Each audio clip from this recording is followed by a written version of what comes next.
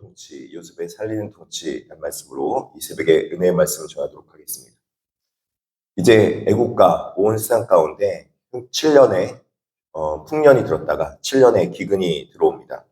7년의 흉년 한복판에서 기근이 더욱 심해져서 사방에 먹을 것이 없고 황폐해지기까지 한 아주 큰 흉년이 든 걸 볼 수 있습니다.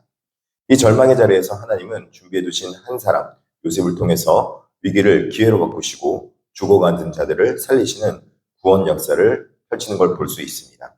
오늘 이 말씀을 통해서 위기 속에서 역사하시는 하나님의 복음적 지혜가 이 세상 가운데 어떻게 잘 드러나고 있는지 오늘 본문을 통해서 한번 살펴보도록 하겠습니다. 첫 번째는 생명을 최우선으로 삼는 하나님의 구원 경제를 볼 수 있습니다. 13절부터 19절까지인데요. 기근이 깊어지자 백성들이 돈이 떨어졌습니다. 돈이 떨어지니까 이제 가축들을 가져왔고 결국에는 자신들의 토지와 몸까지 바쳐서 식량을 구매하려 했습니다. 19절에 보니까 백성들이 울부짖으면서 이제 자기들에게 먹을 것을 팔라 그렇게 말하고 있습니다. 우리 몸과 우리 토지를 먹을 것을 주고 사소서 우리가 토지와 함께 바로의 종이 되리니 이렇게 말합니다. 여기서 우리는 요셉의 탁월한 위기관리 능력을 볼 수 있습니다. 요셉은 백성들의 가축과 토지 그리고 신체를 바로의 소유로 귀속시킵니다. 얼핏 보면은 국가가 백성의 재산을 몰수하는 것처럼 가혹한 독점 체제로 보이지만 사실은 이때 당시에는 대기근이 오면 죽을 수밖에 없었고 다 굶을 수밖에 없었기 때문에 공동체적 붕괴를 가져올 수 있는 상황이었습니다. 요셉은 모든 국가 자원을 통제하여서 백성들을 착취하기 위한 것이 아니라 살리기 위한 그리고 국가가 그들을 책임지기 위한 강력한 구호 조치를 시행한 것이라고 할 수 있습니다. 국가가 무엇을 해야 되는가? 정말 기독교 국가는 무엇을 해야 되는가? 백성을 살리는 역할을 하고 있다는 것이죠. 이것이 바로 우리 하나님이 일하시는 방식입니다. 하나님은 영적 기근 속에서 우리의 모든 주권을 요구하시고 그리고 하나님에 귀속되어서 하나님으로부터 생명의 은혜를 누리며 살아가라고 그렇게 말씀하고 있습니다. 우리의 생명이 어디에 귀속되어 있을 때 가장 안전한가?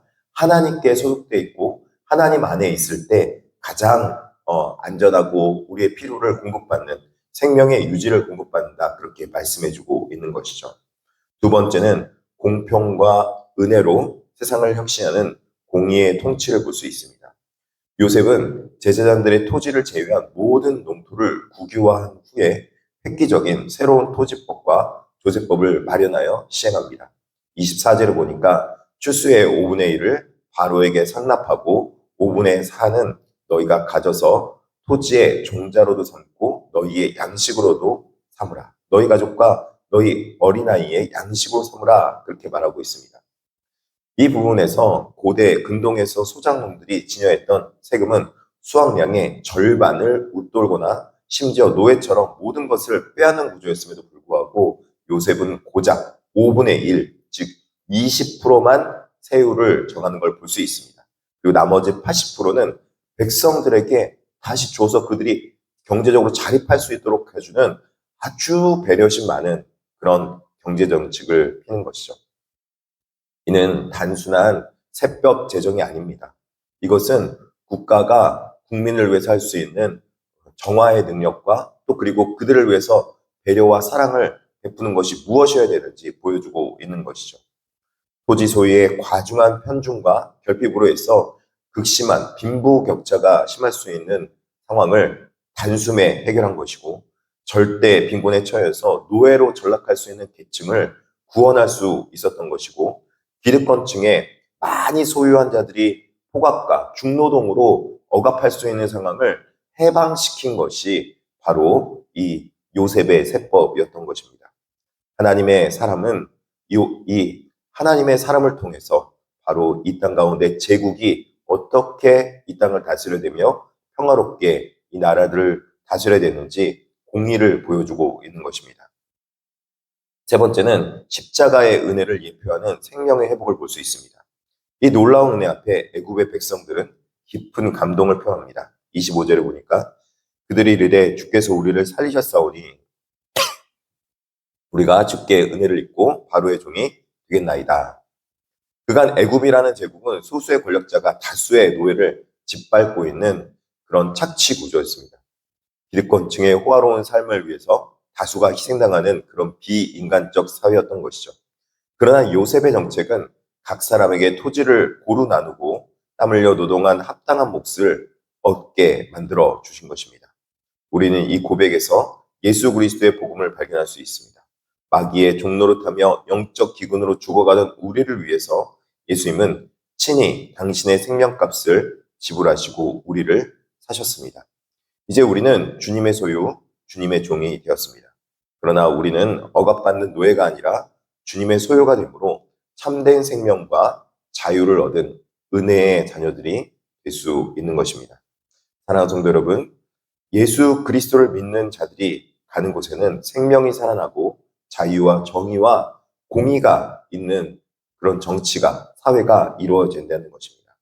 요셉은 권력을 쥐었을 때 군림하지 않았고 하나님의 지혜로 백성들의 눈물을 닦아주며 그들에게 위로를 주는 그런 사회로 만들었습니다. 오늘날 우리가 살아가는 이 세상에도 역시 기근이 있을 수 있습니다. 물질의 기근, 사랑의 기근, 영적 기근 속에서 신음하는 이 세상의 한복판에서 우리는 우리를 요셉처럼 보내신 것입니다.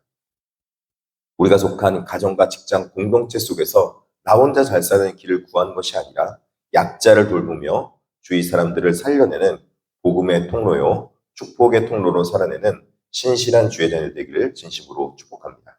기도하겠습니다.